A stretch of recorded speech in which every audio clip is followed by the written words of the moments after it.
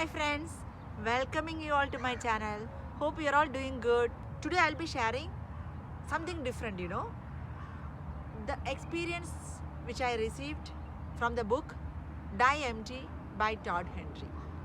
I think most of you must have read it, but still I am going to share the part which influenced me the most. You know how this author got inspired to write this book?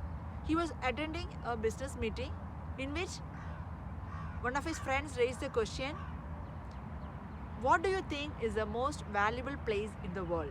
So he received lots of answers. People started pouring out different guesses. Some said it is the oil fields of Middle East. Some said gold mines of South Africa. Like that answers were coming on.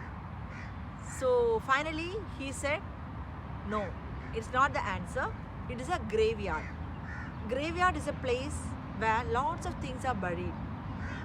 Lots of unwritten novels, unreconciled relationships, never launched businesses. Like that, so many things which people thought they would be doing tomorrow, but their tomorrows must have run out. See, this particular thing went deeper into author's heart. He went back and he wrote two beautiful words, Die Empty. He wrote it on his notebook and on the wall of his office. He thought, like, if today going to bed and tomorrow not able to wake up,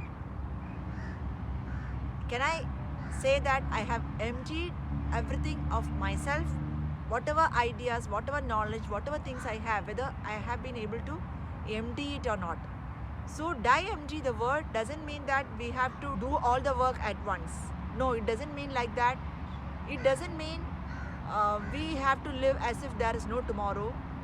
So what author meant from these two words is something different. It is something like whether you are able to empty yourself of all the things what you have inside before you die. So when I read, it went deeper into my heart. I asked this question to myself, whether I have started at least emptying myself, what all things I have got inside. Friends, we all are unique. Our contribution to the world, the work we are, the purpose of our life, everything is different. No one person is the same. Our ideas, our passions, our interests, everything varies from person to person. So when I was a child, if I share my experience, when I was a child, even now I remember my school days. I used to participate in everything.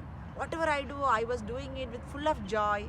I was never bothered about the result, whether I'll be a loser or winner, it was not bothering me. Simply I used to participate with lots of joy. But after my school days, I don't know why, even now I don't know. I think I haven't participated in much of the programs. And when I reached this phase of my life, while reading this book, this question went deeper into my heart.